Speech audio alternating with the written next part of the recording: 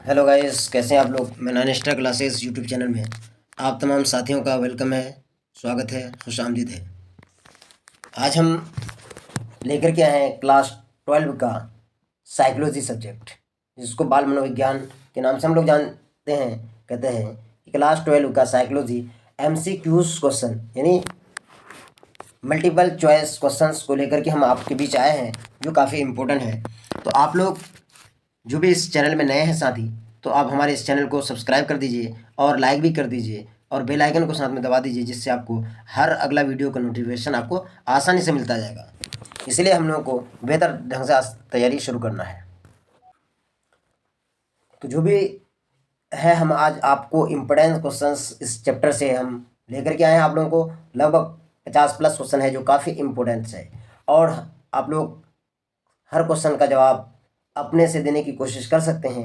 अपने पास कलम और कॉपी लेके रखिए, जिससे आपको ये होगा कि अगर आप हमसे पहले आंसर उसका दे देते हैं तो आपको ये पता चलता है कि हमको कितना आ रहा है। और बोर्ड एग्ज़ाम के दृष्टिकोण से, बोर्ड एग्ज़ाम के नज़रिए से आपके लिए ये क्वेश्चन काफ़ी महत्वपूर्ण होगा।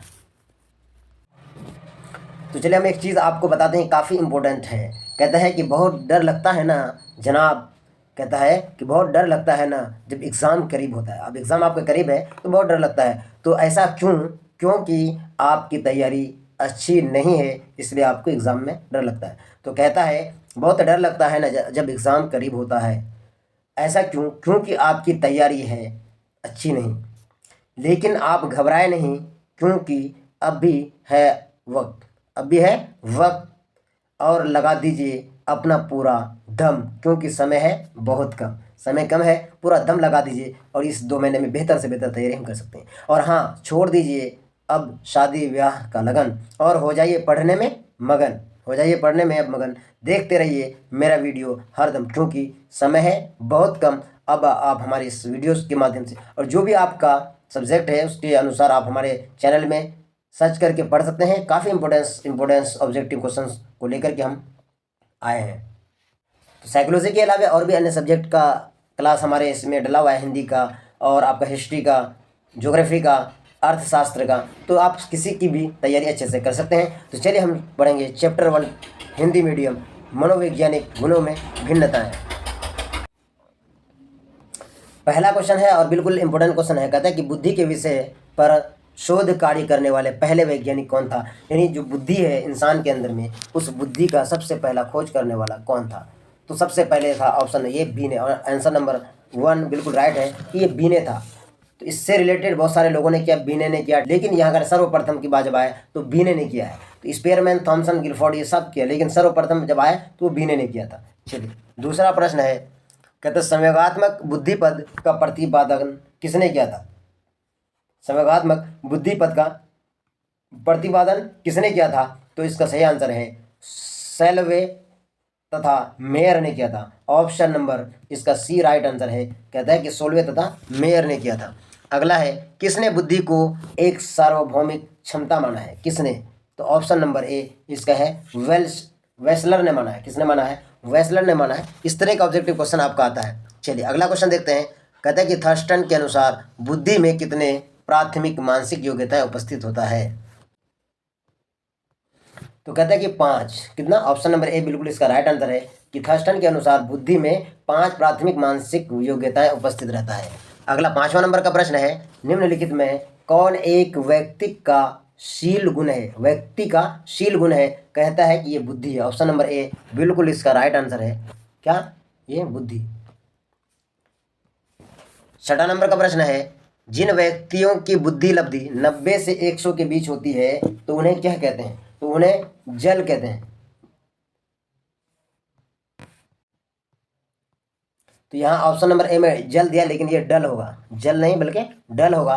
और कहते हैं कि 110 यानी 120 अगर होता है जिसका, तो उसको प्रतिभाशाली कहा जाता है। क्या कहा जाता है? प्रतिभाशाली किया जाता है। और 90 से जिसका अगर कम है तो वो सामान्य है, और अगर 75 यानी 70 से अगर नीचे है तो वो मूड हो जाएगा, यानी ऑप्शन नंबर बी होगा। तो यहाँ जिसका 90 से 100 के बीच है वो डल है, यानी ऑप्शन नंबर ए बिल्कुल राइट आंसर है।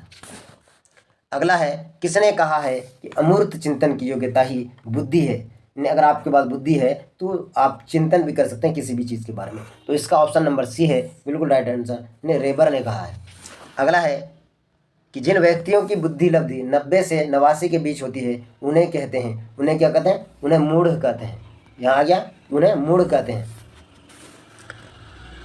किसने बुद्धि लब्धि को संप्रत्येक को विकास किया है? तो किसने किया है? तो ऑप्शन नंबर बी यानी टर्मन ने किया है। अगला है व्यक्ति के जीवन में सफलता का कितना प्रतिशत संवेगात्मक बुद्धि से निर्धारित होता है? तो इसका सही आंसर क्या है? ऑप्शन नंबर बी यानी लगभग 70%। क्या है? 70% यानी प्रतिशत, 70% संवेगात्मक बुद्धि में से निर्धारित होता है। अगला 11 नंबर में कह रहा है कि प्राथमिक मानसिक योग्यता के सिद्धांत किसने प्रस्तुत किया है? प्राथमिक मानसिक योग्यता का सिद्धांत किसने प्रस्तुत किया? तो ये गार्डनर ने किया। ऑप्शन नंबर डी इसका बिल्कुल राइट आंसर है। किस वर्ष बुद्धि का पास मॉडले विकसित हुआ था? कौन सा वर्ष बुद्धि का पास मॉडले विकसित हुआ था? तो इसका है 1964 ईस्वी को हुआ था। ऑप्शन नंबर डी बिल्कुल इसका राइट आंसर है। तो काफ़ी इंपॉर्टेंट क्वेश्चंस आपका साइकोलॉजी से रिलेटेड है। आप लोग वीडियो के आखिर तक ज़रूर देखिए ताकि आपकी तैयारी बेहतर तरीके से हो सके। चलिए 13 नंबर का क्वेश्चन में कह रहा है कि मानसिक उम्र के संप्रत्येक को किसने विकसित किया था? तो ऑप्शन नंबर ए यानी बीने ने किया था। अगला बुद्धि के किन के सिद्धांत को एक कारकीय सिद्धांत कहा था? कौन कारकीय? एक कारकीय सिद्धांत कहा जाता है। तो ये किसने कहा? बीने ने किया है। बुद्धि से संबंधित जितने भी क्वेश्चन होगा ज़्यादातर आपका बीने का होगा, टर्मन का होगा। चलिए अगला 15 नंबर का प्रश्न में है, कहता है कि जिस बच्चे की बुद्धि लब्धि 35 से 49 होती है उसे किस श्रेणी में रखा जाता है? तो उसे कौन सा श्रेणी में? तो उसे साधारण एवं मानसिक दुर्बलता के श्रेणी में रखा जाता है। ऑप्शन नंबर बी इसका बिल्कुल राइट आंसर है। अगला प्रश्न है, कहता है कि आगमनात्मक तर्कना को किसने बुद्धि का एक कारक माना? किसने माना? तो कहता है कि थर्स्टन ने माना था। ऑप्शन नंबर सी इसका बिल्कुल राइट आंसर है, थर्स्टन ने माना था। अगला प्रश्न है 17 नंबर में कह रहे हैं मनोवैज्ञानिक के बौद्धिक कौशल को किस श्रेणी में रखा जाएगा?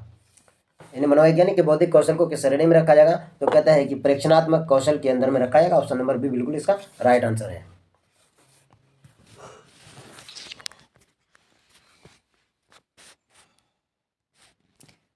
अठारह नंबर में कह रहे गार्डनर के अनुसार निम्नांकित में किसे बुद्धि के एक श्रेणी नहीं माना गया है? तो वो ऑप्शन नंबर है सी स्थानिक। क्या है? ऑप्शन नंबर सी स्थानिक को नहीं माना गया। अगला प्रश्न है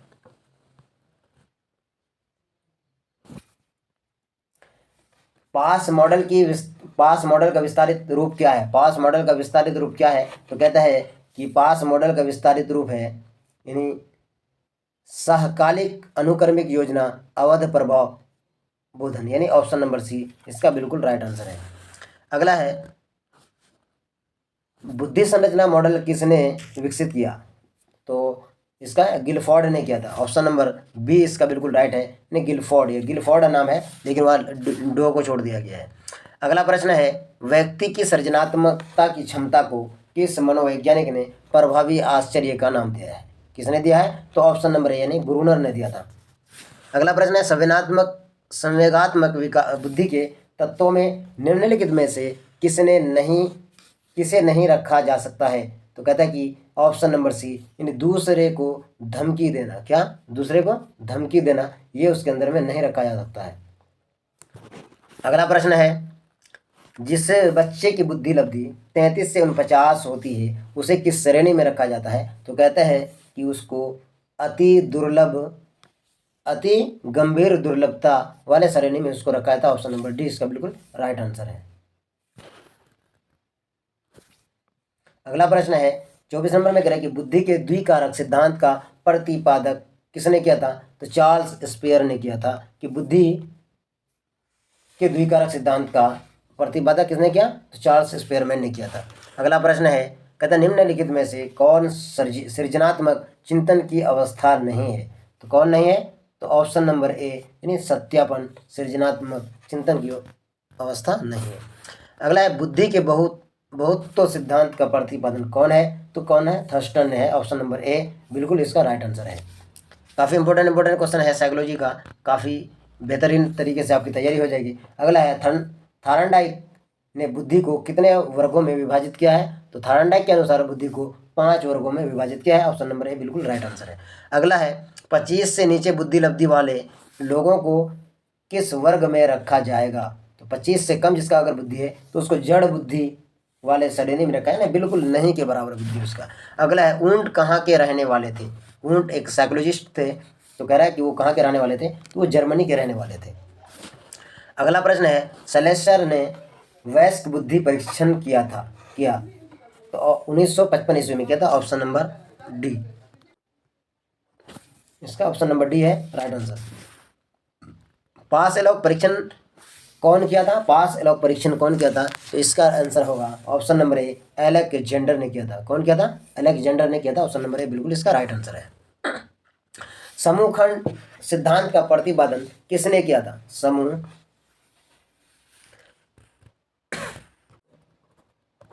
32 नंबर में कह रहा है कि समूह खंड सिद्धांत का प्रतिपादन किसने किया था? तो इसका सही आंसर है स्पेयरमैन ने किया था। ऑप्शन नंबर बी बिल्कुल राइट आंसर है। 33 नंबर में मानवीय विशेषताओं का अध्ययन करने के लिए गाल्टन ने कब प्रयोगशाला स्थापित किया था? तो इसका सही आंसर क्या है? ऑप्शन नंबर ए, 1882 ईस्वी में प्रयोगशाला का स्थापना किया था।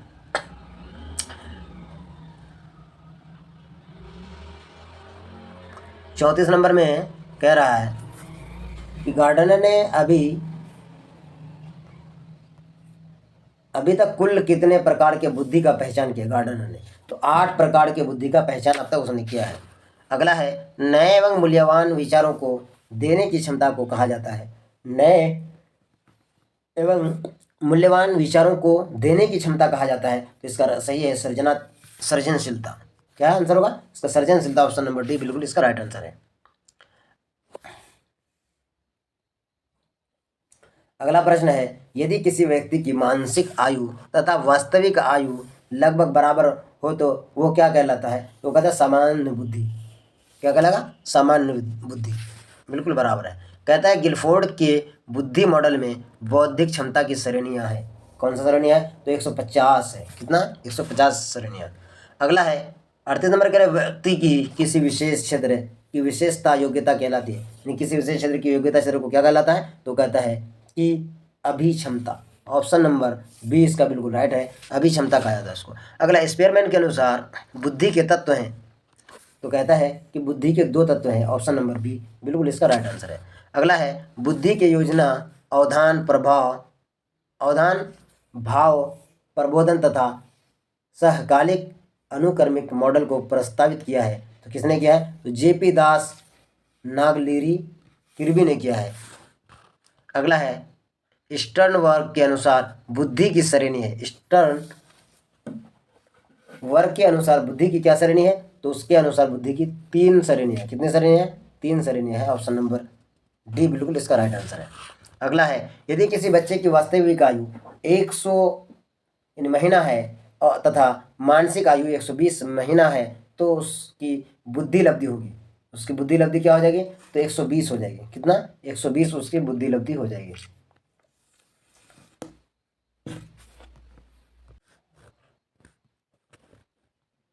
43 नंबर में है मानसिक उन्मापक है। मानसिक उन्मापक क्या है? तो कहता है कि बुद्धि के निरपेक्ष स्तर का। ऑप्शन नंबर बी इसका बिल्कुल राइट आंसर है। 44 नंबर में कह रहा है बुद्धि मापने के लिए सर्वप्रथम प्रयोगशाला की स्थापना कौन और कब किया था? ये पहले बताया गया 1879 ईस्वी में वुंट ने किया था। कब? वुंट ने 1879 ईस्वी में किया था। अगला है व्यवहारिक बुद्धि का अर्थ यह है कि बुद्धि संस्कृति का उत्पाद होती है। ये किसका कथन है? तो ये कथन है स्टर्नबर्ग का। किसका कथन है? स्टर्नबर्ग का ये कथन है। अगला है विभेदक परीक्षण का उपयोग किस मनोवैज्ञानिक ने भारतीय अनुकूल के अनुसार विकसित किया? तो इसका सही आंसर है J.M. ओझा ने किया था। अगला है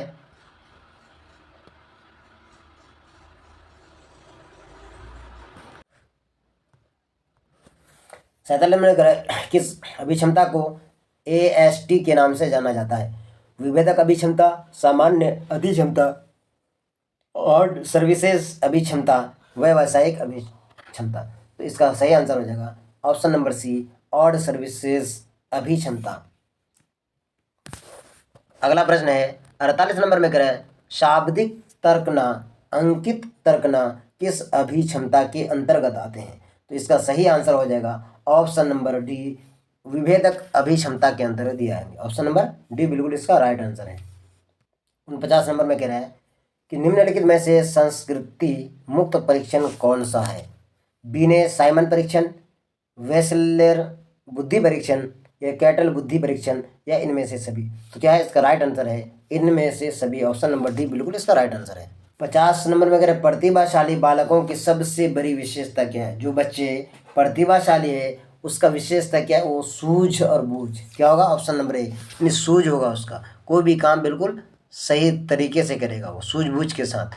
अगर 51 नंबर में है निम्नलिखित में से कौन शाब्दिक बुद्धि परीक्षण है? इनमें से कौन सा है? तो कहता है कि पास एलॉन्ग परीक्षण, ये भी है, घन निर्माण परीक्षण, ये भी सही है, स्टैनफोर्ड बीने परी, ये भी ठीक है।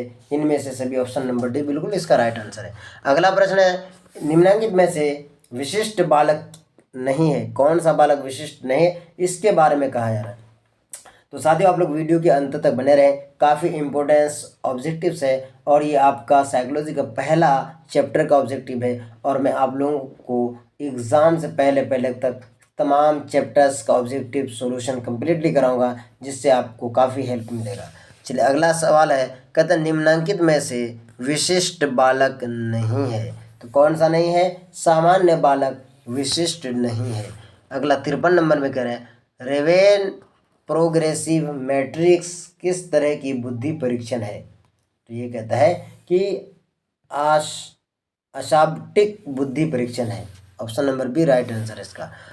54 नंबर में कह रहा है फ्रिड हाइडर का संतुलन सिद्धांत में POX मॉडल में ओ प्रतिनिधित्व करता है। ओ किसका प्रतिनिधित्व करता है इसके बारे में कह रहा है कि दूसरे व्यक्ति को, जिस व्यक्ति की मनोवृद्धि का अध्ययन किया गया, या दूसरी वस्तु को, या इनमें से कोई नहीं। तो क्या होगा? ऑप्शन नंबर बी इसका राइट आंसर हो जाएगा कि जिस व्यक्ति को मनोवृद्धि का अध्ययन किया है उसे फ्रीड हाइडर का संतुलन सिद्धांत में POX मॉडल में ओ प्रतिनिधित्व करता है, जिस व्यक्ति की मनोवृद्धि का अध्ययन होता है। तो साथियों इस लेटेस्ट वीडियो में जो भी साथी हमारे नए हैं वो फटाफट हमारे चैनल को सब्सक्राइब कर दीजिए और दोस्तों तक शेयर कर दीजिए। जितने भी दोस्त आपके जानने वाले हैं जो भी 12th का एग्ज़ाम दे रहे हैं, चाहे वो इस सब्जेक्ट को रखें या नहीं रखें, फिर भी आप शेयर कर दीजिए। हो सकता है उसका कोई जानने वाले साथी इस सब्जेक्ट को रखें तो उसकी बेहतर से बेहतर तैयारी हो जाएगी। जो बाल मनोविज्ञान से संबंधित है, यानी मानव का मस्तिष्क से रिलेटेड तमाम सवालात इसमें पूछे जाते हैं जो काफ़ी इंपॉर्टेंट है। तो इससे आने वाले चैप्टर में और बेहतर तरीके से हम आपका तमाम ऑब्जेक्टिव का सोल्यूशन कराऊंगा, इसलिए आपको बेहतर तरीके से आपकी तैयारी हो जाएगी ताकि आप बोर्ड एग्ज़ाम में 90+ मार्क्स आराम से लेकर के आ जाइएगा। तो तमाम साथी से मेरा रिक्वेस्ट है कि आप हमारे चैनल के माध्यम से आपको बता देते हैं कि हिंदी, हिस्ट्री, ज्योग्राफी, अर्थशास्त्र वगैरह, होम साइंस का, ये सब का तैयारी आप कर सकते हैं। तो आप तमाम साथी ज़रूर हमारे चैनल के माध्यम से तैयारी कीजिएगा। उम्मीद है आप लोगों को ये वीडियो पसंद आया होगा। आप तमाम साथियों का धन्यवाद।